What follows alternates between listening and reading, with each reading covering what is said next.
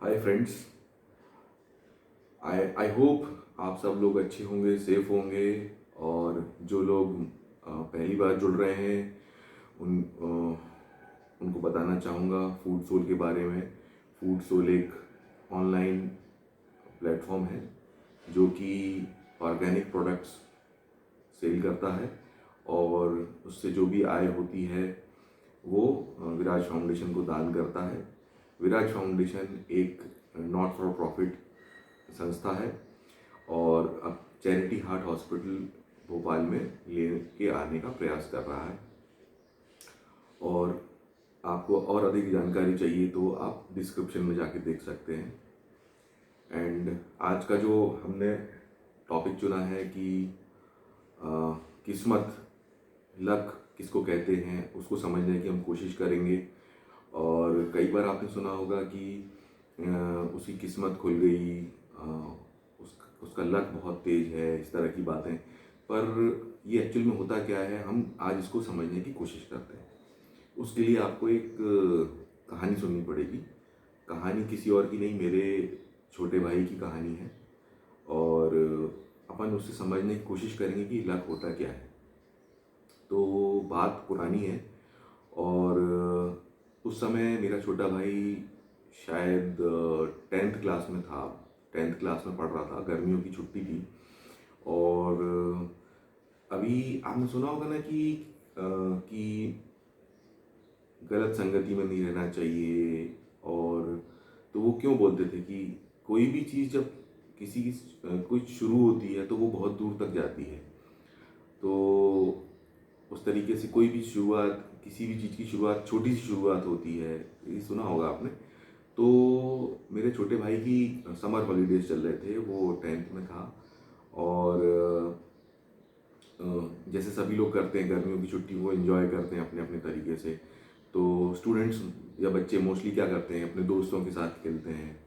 तो जो मेरा छोटा भाई है वो क्रिकेट खेलता था या कुछ जो भी गेम्स होते हैं बच्चों के। तो एक दिन की बात है, वो क्रिकेट खेल के लौट के आ रहा था। तो मैंने देखा कि वो कुछ परेशान सा था। तो मैंने उससे पूछा तो पता चला कि वो क्रिकेट में जैसे बच्चों का झगड़ा होता है तो उसका किसी बात को लेके अपने फ्रेंड्स का झगड़ा हो गया था। तो मैंने उसको बोला यार ठीक है, हो गया, कोई बात नहीं। बट समहाउ जो है वो अगले दिन या 2-3 दिन बाद फिर से रिपीट हुई। तो मैंने बोला यार ये तुम भाई ये झगड़ा वगड़ा करते रहते, तुम अपने क्या बोलते कॉमिक्स पढ़ो, बुक्स पढ़ो, कुछ काम करो। तो बोले क्या काम करूँ। तो अब मैं भी परेशान हो गया, क्या काम करूँ। तो बोल तो दिया था। तो फिर समहाउ न्यूज़पेपर में मैंने एक छोटी सी क्लासीफाइड ऐड पढ़ा था कि उनको कुछ एग्जीक्यूटिव्स की ज़रूरत थी।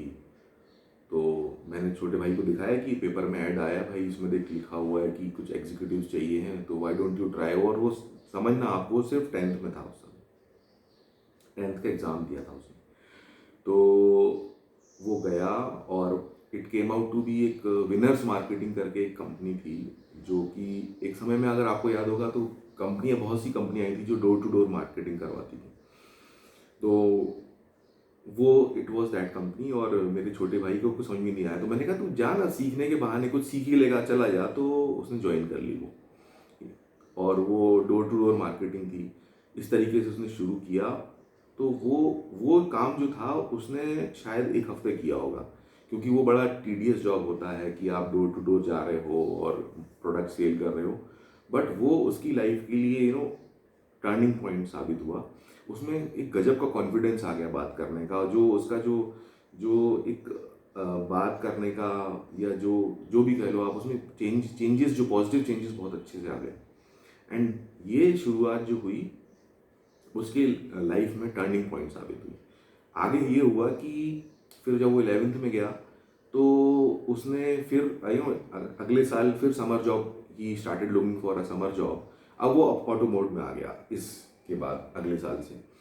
तो उसने क्या हुआ, फिर पेपर में ऐड देखा तो उनको डेमोन्स्ट्रेटर चाहिए थे। डेमोन्स्ट्रेटर यानी कि कुछ प्रोडक्ट लॉन्च किया था और उस प्रोडक्ट को डेमोन्स्ट्रेट करके कस्टमर्स को दिखाना था। तो वो गया एंड अगेन समर जॉब था उसका, ये सेकंड समर जॉब था। लेकिन उसने ज्वाइन कर लिया और उसमें ये था, it found to be a food processor.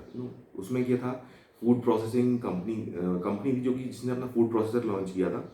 और वो जो हाउस वाइफ्स थी या जो पोटेंशियल कस्टमर होते थे, उनको एक पर्टिकुलर जगह पे उस प्रोडक्ट को चला के दिखाते थे, सो दैट कि वो उस प्रोडक्ट के बारे में जान सकें, जैसे कि सलाद बनाना, आटा गूंथना, और जो जो भी एक स्लाइसर, कटर, चॉपिंग, जो भी एक फूड प्रोसेसर कर सकता है। तो he became a demonstrator with that company, और उसने वहाँ पे 2 महीने काम किया। और दो वो that job was unexpected, because वो एक एक अपने इंडियन सोसाइटी में होता है ना कि अरे यार ये इनका बच्चा क्या कर रहा है, वहाँ खड़े होकर काम कर रहा है, काइंड ऑफ एक जो इंडियन मेंटालिटी है। और बट ही डिड इट, क्योंकि हमें कई लोगों ने बोला अरे राजदीप काम कर रहा है, राजदीप काम कर रहा है। तो हमने कहा वो समर जॉब कर रहा है, but he did it with his interest. And वो कंपनी जो थी, उसके लिए दूसरा एक एक टर्निंग पॉइंट साबित हुई। और समर जॉब ख़त्म हो गया, उसने फिर स्कूलिंग शुरू करी। तो कुछ समय बाद उस कंपनी के जो डिस्ट्रीब्यूटर थे, उनको एक सेल्स एग्जीक्यूटिव की ज़रूरत थी। यानी कि जिस कंपनी में उसने एज अ डेमोन्स्ट्रेटर काम किया था, उनके यहाँ ही सेल्स एग्जीक्यूटिव की वैकेंसी थी। तो दे कॉन्टैक्टेड माय ब्रदर। और ये तीसरा उसके लिए टर्निंग पॉइंट हुआ कि साहब he was offered as a post of sales executive. तो उसको as a sales executive join किया। वहाँ उसकी प्रोफाइल थी कि वो जो कंज्यूमर ड्यूरेबल शॉपकीपर्स हुआ करते थे, उनको प्रोडक्ट सेल करना था। एंड उसने वो काम शुरू कर दिया, और पढ़ाई के साथ में। हाँ, this is what he was doing, जो वो अपने ड्यूरिंग द स्टडीज पढ़ाई के साथ में काम कर रहा था। अब आगे बढ़ते ये सब काम करते करते he did is 12th, also graduation भी उसने कंप्लीट कर लिया, ये सब करते हुए। एंड फिर बाद में जब उसी कंपनी में on the payroll of that company जब वैकेंसी निकली, तो he was again offered that job. But उसमें उसको ये हुआ कि he was asked to relocate at a bigger town. तो वो he was asked to move to Indore, और वो उसने इंदौर जाके ज्वाइन किया। दिस इज हाउ, मतलब see the growth he was getting. फिर एक और उसकी लाइफ में टर्निंग पॉइंट आया कि उसके एक बॉस हुआ करते थे उसी कंपनी में, while he was working with that company at Indore. तो उसके एक बॉस थे जो सीनियर थे, he actually move to Africa, और नाइजीरिया में उन्होंने कोई बड़ी कंपनी ज्वाइन करी थी। And he was looking for team members there. तो उस समय मोबाइल नया नया आया था, एंड उस समय तो इनकमिंग के भी पैसे लगते थे। और मोबाइल में मोस्टली उस समय आपने ध्यान दिया होगा, आपको याद होगा कि मिस कॉल करते थे लोग बाग। एंड अगर प्रेफरेंस ये होती थी कि अगर हमारे आसपास कोई लैंडलाइन हो तो वो कॉल बैक कर लें, because outgoing and incoming was very costly. So मेरे भाई के मोबाइल पे एक अननोन से नंबर से फ़ोन आ रहे थे, तो मेरे भाई ने उठाया नहीं। उसको समझ में नहीं आ रहा था कि ये कहाँ है, क्योंकि वो प्लस का साइन और 241 ऐसे कुछ जो कोड होते हैं अफ्रीकन कंट्रीज़ के, वो था। एंड बट जब कंटिन्यूसली कॉल आए तो उसने फाइनली उठा लिया, अज्यूमिंग कि चलो जो पैसे कटने होंगे तो प्रीपेड मोबाइल में से कट जाएंगे। And it came out to be his ex boss या एक्स सीनियर। तो उसने बोला कि यार why are you not picking up my phone. तो उसने अपनी प्रॉब्लम बताई, तो वो हंसे, बोले बहरहाल चल what are you doing nowadays, और क्या कर रहे हो आजकल आप। तो उन्होंने बताया कि ऐसा ऐसा है हमारे यहाँ नाइजीरिया में, मैं इस कंपनी में आ गया हूँ, and there is a vacancy, so would you want to join with me here in Nigeria. तो मेरे भाई ने बोला कि मैं घर में पूछ के बताता हूँ। और फिर वो मेरे घर में आया, उसने हमें बताया ऐसा ऐसा फ़ोन आया। तो वी इनकरेज हिम कि भाई श्योर श्योर व्हाई नॉट, क्योंकि लोग बाग तो बाहर जाने के लिए नौकरी ढूंढते रहते हैं, and this is a good opportunity for you. तो मेरे भाई को अकेले जाने में बड़ा वो हो रहा था कि मैं अकेले जाऊंगा तो व्हाट कुड बी, इससे अच्छा होगा कि मैं किसी को लेके जाऊं। तो उसने अपना एक फ्रेंड था जो उसके साथ में काम कर रहा था, कि उसको भी ऑफर कर दिया, because there were multiple vacancies there in Nigeria. तो उसका दोस्त अजय और ये they were asked to get the passport ready, और अर्जेंट उसमें जो फीस होती है इमीडिएट बेसिस पे जिसमें पासपोर्ट बन जाता है, उसके थ्रू इन लोगों ने पासपोर्ट बनवाया and believe me the cost of flight cost and everything, the entire cost was borne by the company. इन्होंने सिर्फ पासपोर्ट बनवाया था एंड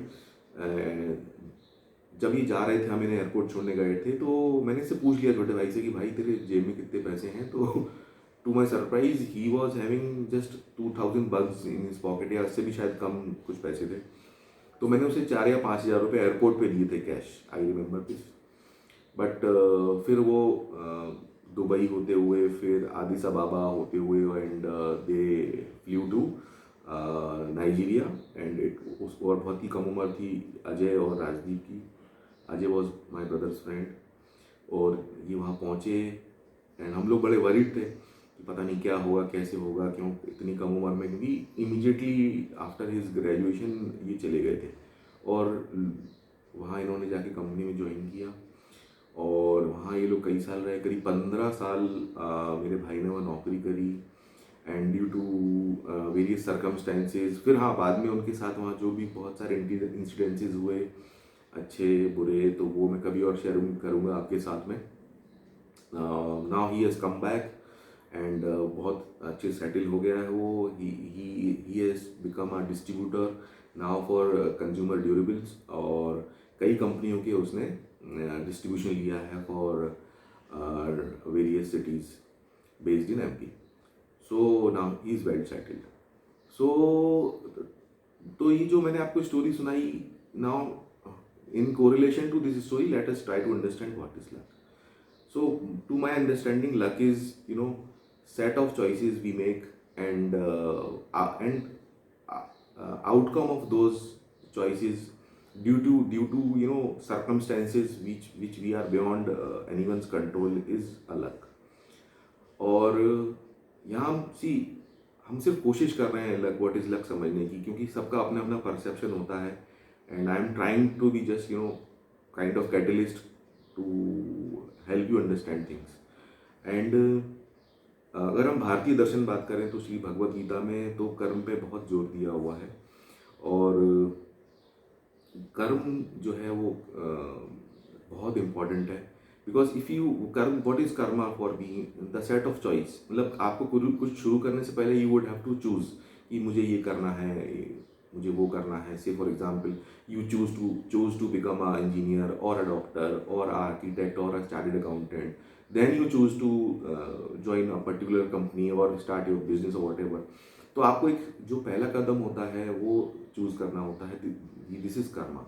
एंड उस चॉइस या उस कर्म के बाद जो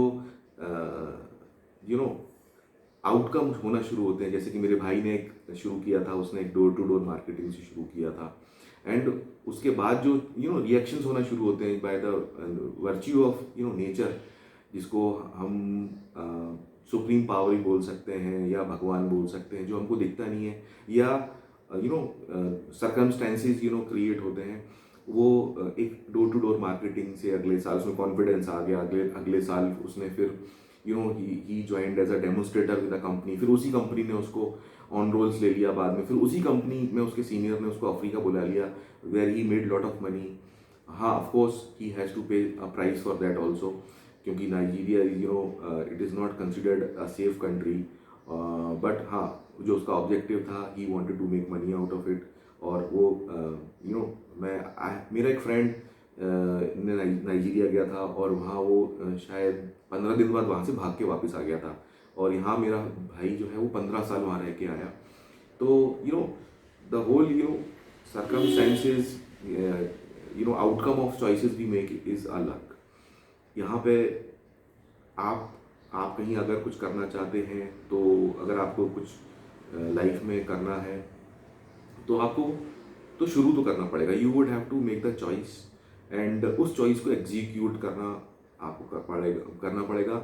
although you need to understand कि सर्कमस्टेंसेस जो होते हैं वो फेवरेबल रहेंगे, हमारे फेवर में रहेंगे या नहीं रहेंगे, that is a different expect. और क्योंकि अगर हम सर्कमस्टेंसेस कंट्रोल करने लगेंगे तो हम भगवान नहीं बन जाएंगे, after all we are humans. तो to me, set of choices which we make, and the outcome of those choices is अलग. तो आई एम श्योर आपको कुछ मेरी इस स्टोरी से कुछ समझने या सीखने का मौका मिलेगा. और आप yes stay connected with us on this channel. और हम ऐसी कभी कभी किस्से कहानी शेयर करते रहेंगे, और साथ में हम लोग कंज्यूमर अवेयरनेस से रिलेटेड वीडियोस भी बनाते हैं, बिकॉज वी आर हम फूड इंडस्ट्री से जुड़े हुए हैं, wherein we are promoting organic and healthy products through foodsoul.in, which is a online platform जिसमें करीब 1,500 से ज़्यादा प्रोडक्ट हैं, और पूरी इंडिया में हम लोग डिलीवर करते हैं.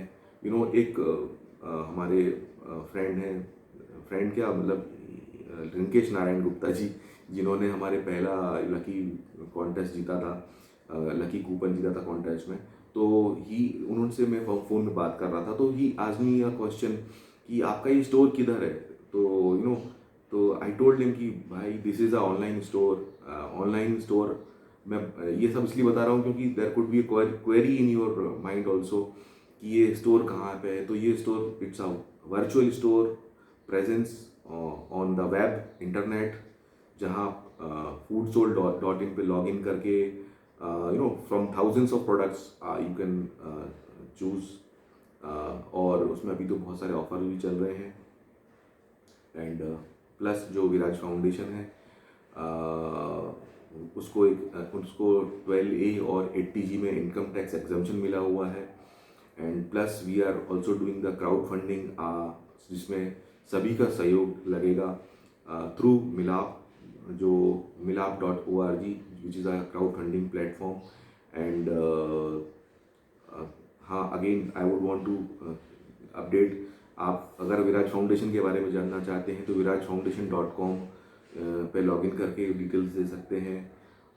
कुछ समय पहले हम लोगों ने हॉस्पिटल के लिए काफ़ी बड़ी पीस ऑफ लैंड भी परचेज करी है. एंड जो चैरिटी हार्ट हॉस्पिटल हम लोग लेके आएंगे, which is going to offer free of cost treatment to the patient whosoever comes there. So this is the एक सर्विस टू द मैनकाइंड है. तो आई एम श्योर आप हमारे इस कॉज को सपोर्ट करेंगे और हमारे इस चैनल से कनेक्टेड रहेंगे. सो आगे फिर मिलते हैं with a new story and new learning. Thank you everyone. Bye. Stay safe.